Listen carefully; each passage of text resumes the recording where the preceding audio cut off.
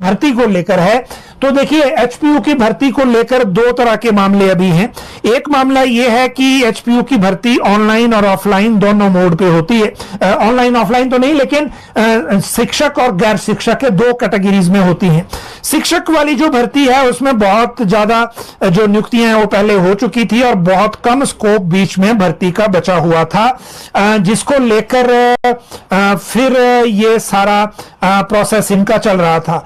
लेकिन जो non teaching की भर्तियां हैं उनको लेकर जो सारा आवेदन ज्यादा है। देखिए 11 सितंबर 2023 में ये टीचिंग की मैं बात कर रहा हूं, ये भर दी गई थी। बाकी जो है उसके लिए वीसी ने रोस्टर डिसाइड करना है अभी, इसलिए इसमें फाइनल फैसला नहीं हो पाया है। लेकिन नॉन टीचिंग में 140 पोस्टें एचपीयू में भरी जानी है। 2021 में इसमें पहले आवेदन लिए गए और फीस भी बहुत ज्यादा थी, 2000 के आसपास। 2022 में फिर से लिए गए, फिर ये मामला कोर्ट गया। कोर्ट से जब वापस आया तो अब एचपीयू ने अब रिक्वायरमेंट अपनी सरकार को कि हाँ 2022 में सरकार बदल गई और दिसंबर 2022 में जितनी भर्ती प्रक्रियाएं चल रही थी उनको रोक दिया गया राज्य सरकार के एक फैसले के कारण। इसी कारण एसपीयू मंडी में जो भर्ती प्रोसेस फाइनल होने वाला था उसको भी रोक दिया गया था। अब एचपीयू का मामला फिर उसके बाद कोर्ट भी चला गया, फिर रिक्वायरमेंट फिर से आई और क्रिएटेड और फिलिंग अप के लिए अब मामला राज्य सरकार को भेजा गया है। अब आप इसको इस तरह समझिए कि एचपीयू इन पदों को दोबारा से भरना चाहता है, लेकिन इन पदों को भरने के लिए मामला दोबारा से राज्य सरकार को भेजा गया है। अभी वहां से इंतजार हो रहा है और इंतजार होने के बाद पता चलेगा कि आगे किस तरह से चीजें आगे चलती हैं और किस तरह से आगे व्यवस्था इसमें रहती है। अगली बात जो एचपीयू भर्ती करते हैं, टीजीटी के लिए जो आरएनपी रूल है वो नोटिफाई हो गए हैं। टीजीटी संस्कृत के लिए, मतलब अब हिमाचल में शास्त्री नाम का कोई पद नहीं बचा है और अब जो भर्तियां हैं सारी वो टीजीटी संस्कृत में ही होंगी। अब सवाल यह है कि क्योंकि इसमें बीएड जो है अनिवार्य हो गया है, राज्य सरकार ने यह प्रिंसिपल स्टैंड ले लिया है कि अब हिमाचल में जो भी भर्तियां होंगी एजुकेशन में वो एनसीटी जो अमेंड करेगी वो यहां ऑटोमेटिक लागू हो जाएगा, अलग से नोटिफाई करने की जरूरत नहीं है।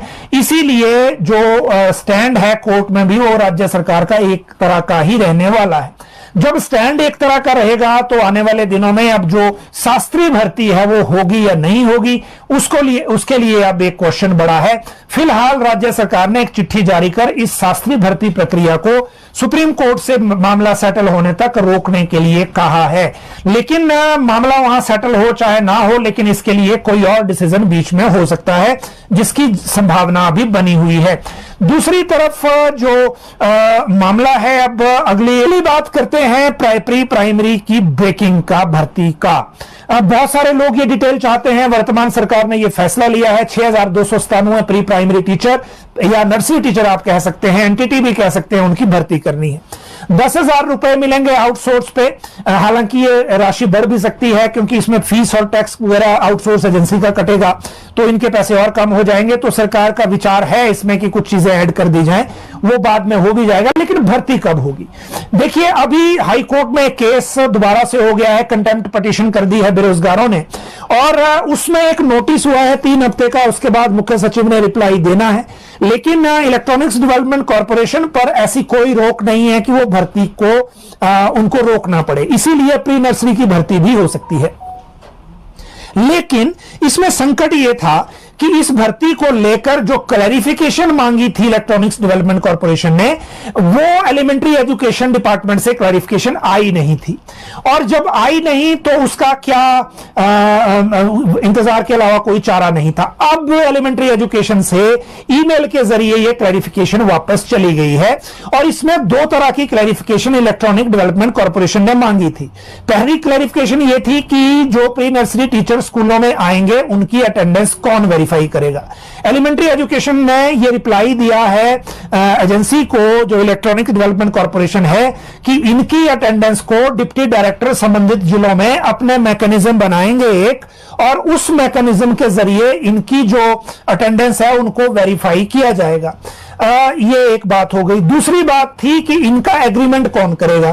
तो एग्रीमेंट को लेकर एलिमेंट्री एजुकेशन ने यह रिप्लाई किया है कि इनके साथ जो टीचर्स को अपॉइंट करना है, जिस एजेंसी को इलेक्ट्रॉनिक्स डेवलपमेंट कॉर्पोरेशन काम देगा आगे अपॉइंटमेंट का, आउटसोर्स एजेंसी को जो इन लोगों को भर्ती करेगी, उसके साथ एग्रीमेंट डायरेक्टर एलिमेंट्री एजुकेशन करेंगे। इससे पहले एक क्वेरी गई थी कि एलिजिबिलिटी क्या होगी, तो सरकार ने क्लियरली कह दिया है कि एनसीटीई के नॉर्म्स के मुताबिक होनी है।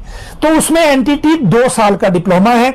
2 साल के अगर टीचर नहीं मिले तो उसके बाद 1 साल वालों पे सोचा जा सकता है, लेकिन इसके लिए अभी आपको इंतजार करना होगा। पहले भर्ती 2 साल के हिसाब से ही होनी है, और यही अपडेट आज हमने आपको बुलेटिन में देनी थी जो कल मिस हो गई थी।